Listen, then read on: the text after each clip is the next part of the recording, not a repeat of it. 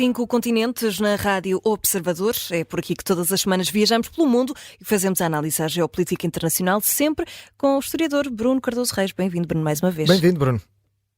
Obrigado, bom dia. Bom dia. Bom dia. Hoje vamos dar especial destaque a este dia marcante, Bruno. Assinalam-se hoje 2 anos desde o início da guerra na Ucrânia.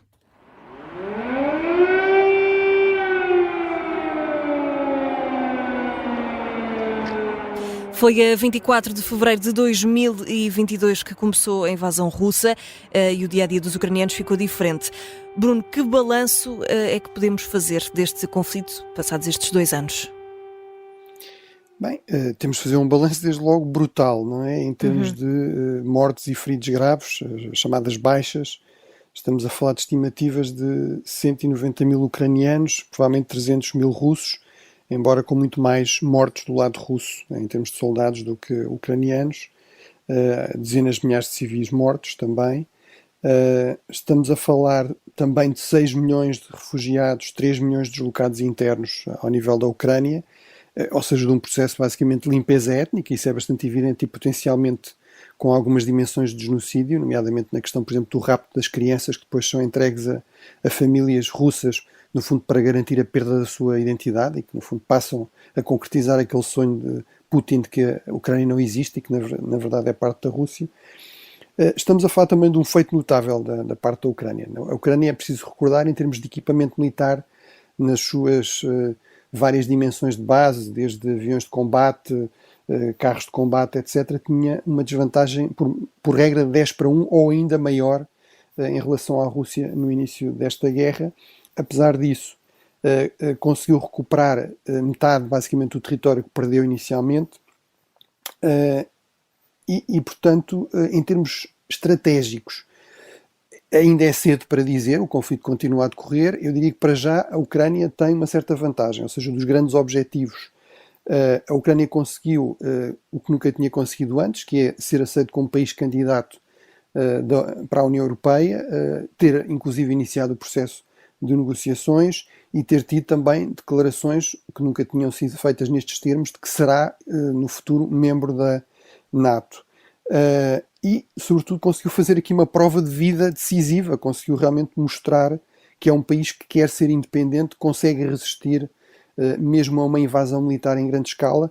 E nós sabemos que, historicamente, muitas vezes as invasões estrangeiras em grande escala, basta pensar na história de Portugal e Espanha, são não só um grande teste, mas também um grande reforço dessa identidade nacional. Agora, realmente não conseguiu ainda uma vitória decisiva, nomeadamente não é ainda membro nem da União Europeia, nem da NATO, e também não conseguiu derrotar definitivamente a invasão russa. Continua numa guerra que é extremamente desgastante em vidas, em custos económicos. A Rússia também não conseguiu, isso é bastante claro, em termos estratégicos, está longe de ter conseguido os seus objetivos. Pelo contrário, um dos objetivos declarados mais importantes seria supostamente travar a chamada expansão da NATO. Na verdade, a NATO não só não foi travada, como continua a alargar-se, com 2 membros extremamente importantes, a Finlândia e a Suécia. A Finlândia tem mais de 1000 km de fronteira com a Rússia. Também não conseguiu dar uma prova de força militar, pelo contrário, ficou bastante evidente que tem enormes fragilidades, que em muitas áreas fundamentais o equipamento militar ocidental é muito superior ao equipamento russo. Também não conseguiu demonstrar a impotência e a divisão do Ocidente, que muita gente, inclusive no próprio Ocidente, achou que se confirmaria, ou seja, que não haveria aqui um apoio significativo à Ucrânia. Ele realmente verificou-se e também se mostrou que foi decisivo na eficácia da resistência ucraniana. Em termos mais operacionais e táticos, já viremos isso também na próxima pergunta, Claro. Mas eu diria que, muito sinteticamente, tivemos uma primeira fase mais ofensiva russa, que foi derrotada, basicamente, contra Kiev, contra Kharkiv e contra Odessa, contra a capital, a segunda cidade e o principal porto da Ucrânia.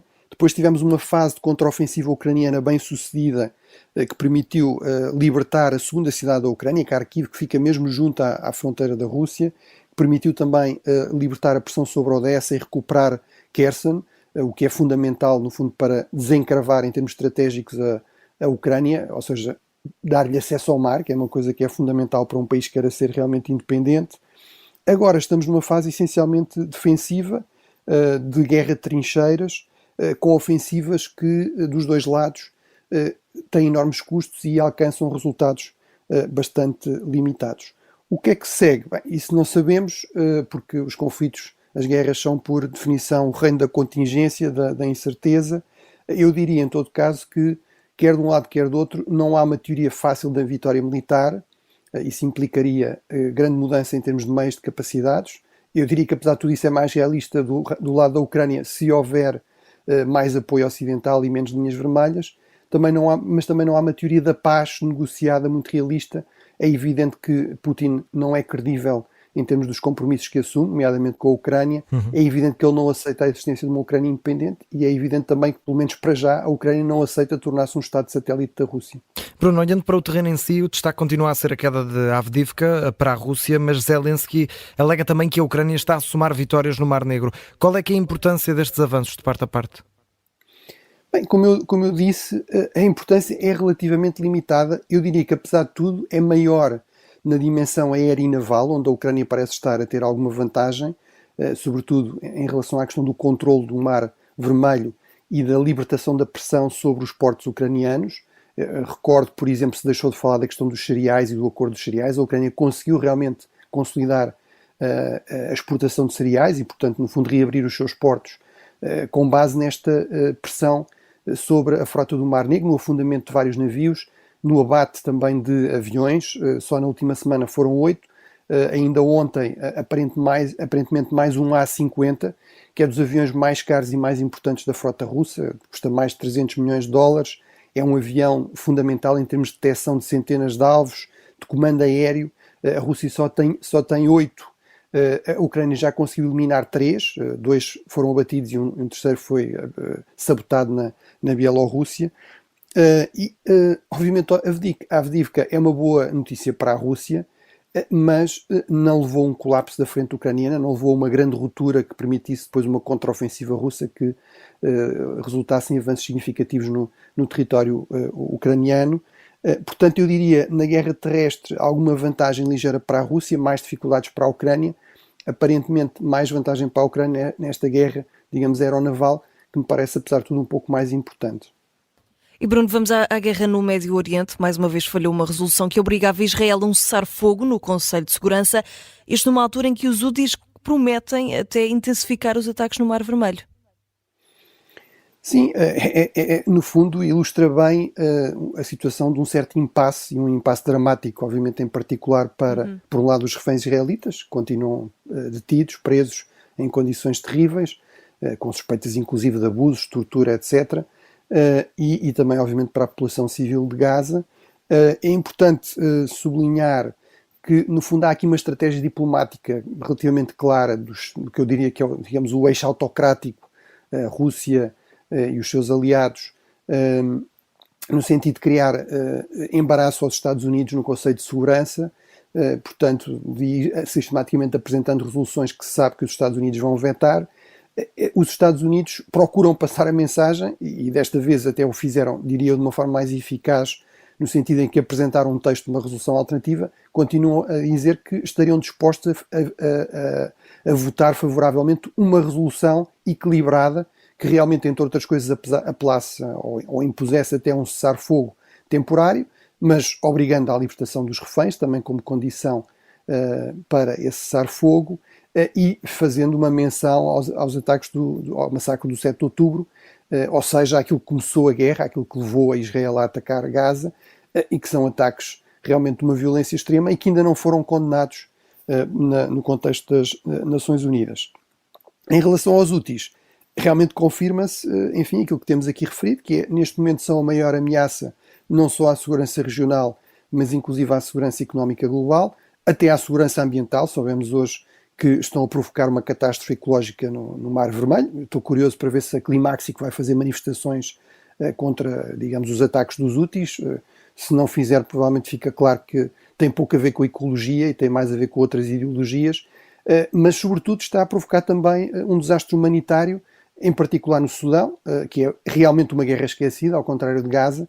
Finalmente a ONU acordou aparentemente para o drama humanitário no Sudão, 25 milhões de pessoas em risco de fome, E um dos grandes problemas é que os portos do Sudão, o porto principal do Sudão, o Porto de Sudão, fica obviamente no Mar Vermelho e, portanto, é altamente afetado por esta quebra brutal na navegação segura no Mar Vermelho, mas até no próprio Iémen. E esta é a ironia última desta semana, é que soubemos também que os Houthis, que dizem que só atacam navios israelitas ou ligados a Israel, na verdade atacaram um navio grego que pela 11ª vez estava a transportar ajuda humanitária para o Iémen, para o próprio país dos Houthis, não é? Cereais. E, portanto, realmente acho que isto mostra bem a gravidade desta situação e, do meu ponto de vista, a comunidade internacional realmente não está a conseguir responder com a eficácia que seria exigível para a gravidade desta ameaça.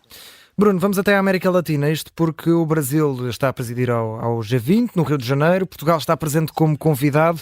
Pergunto primeiro para os nossos ouvintes também perceberem qual é que é a importância desta reunião, do G20, e a importância da presença de Portugal também.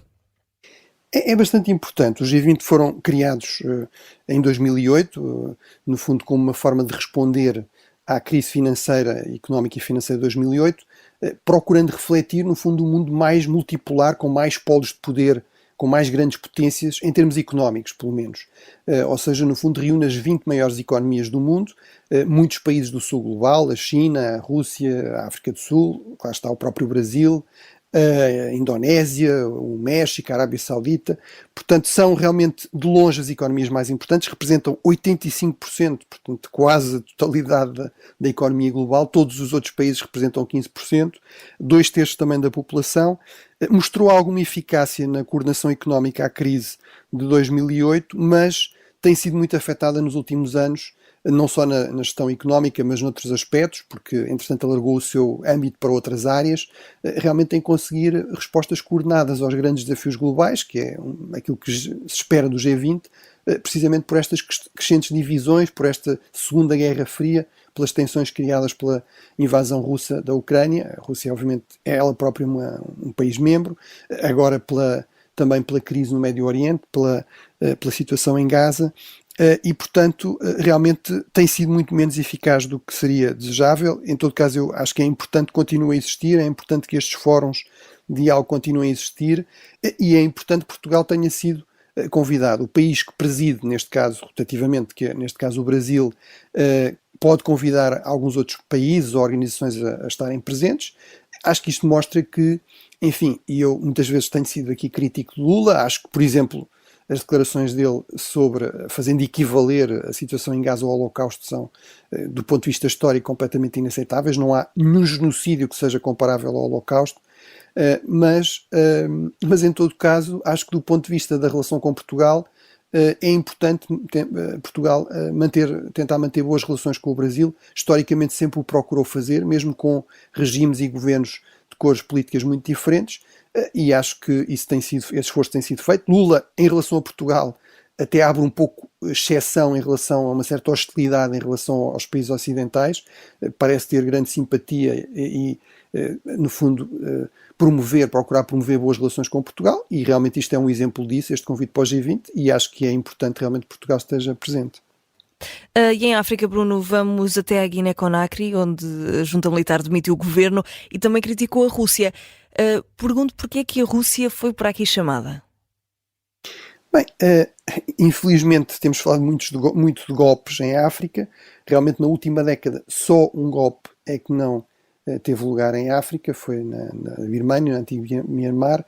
De todos os golpes em África, só um no Sudão é que não teve lugar nesta zona da África Ocidental, e a Guiné-Conakry é mais um exemplo disso. Apesar de tudo, foi um golpe um pouco diferente neste sentido. O governo não hostilizou deliberadamente os países ocidentais. A junta militar prometeu que haverá eleições até ao final deste ano. Agora demitiu o governo de uma forma um pouco surpreendente e sem grandes explicações. Isso levou a uma nota da embaixada russa de que o governo de Conakry não gostou, de que a junta militar não gostou, e levou aqui uma espécie de crise diplomática com a Rússia, com o qual a junta também se procurou de alguma forma aproximar, mas numa lógica mais de equilíbrio do que propriamente de colagem completa, como aconteceu no Mali ou no Níger, de que já falámos aqui várias vezes no passado. Eu diria que isto mostra que a Rússia, digamos, não tem garantido, digamos, porta aberta em todos os países africanos onde há golpes de Estado. Talvez aqueles países africanos com uma visão mais pragmática tenham mais sucesso e procurem posturas de maior equilíbrio, e também não é garantido que mesmo quando há alguma aproximação, ela também seja para durar ou não passe por crises. Basta recordar que durante o período da Guerra Fria houve vários países que tinham feito alianças com a União Soviética e depois entraram em conflito com a União Soviética. E Bruno, ainda em África, afinal sempre vamos ter eleições no Senegal, não é? Falámos disso na semana passada, no último programa. O Senegal, como também já falámos aqui mais que uma vez, realmente é geralmente visto como um pilar de estabilidade e democracia na região. É um país africano onde nunca houve um golpe de Estado militar. Já houve 3 eleições em que houve alternância pacífica entre a oposição e digamos, o partido que estava no governo.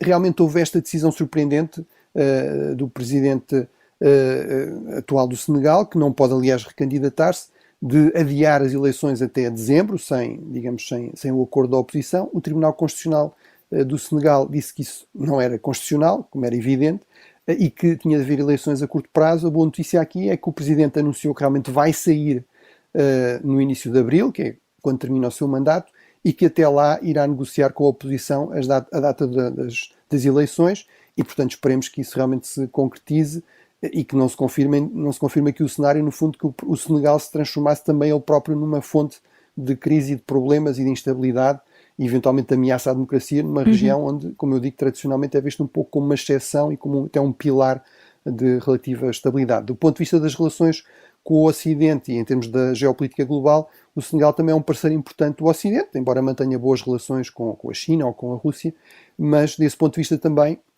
é importante que realmente o Senegal não mude completamente aqui de política interna ou de política externa, do ponto de vista, obviamente, dos interesses dos países ocidentais, como a França ou os Estados Unidos. Sim, Bruno, já estamos mesmo a chegar ao final do nosso tempo, mas muito rapidamente vamos passar pela Ásia. O Paquistão tem um novo governo de coligação, mas um governo frágil, e as eleições mostraram haver problemas na relação com a China.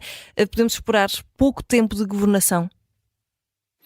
Bem, sim, é uma espécie de geringonça paquistanesa, ou seja, o partido com mais votos e mais deputados não vai formar governo, vão ser os 2 partidos que vieram a seguir e que tradicionalmente são rivais, e portanto isso leva a termos algumas dúvidas sobre, no fundo, até que ponto é que não é uma coligação um pouco forçada pelas circunstâncias e também pelos militares, que entretanto entraram em ruptura com esse partido mais popular, liderado por um populista islamista, o Imran Khan, que está preso, e portanto realmente é um pouco uma coligação contra a natura.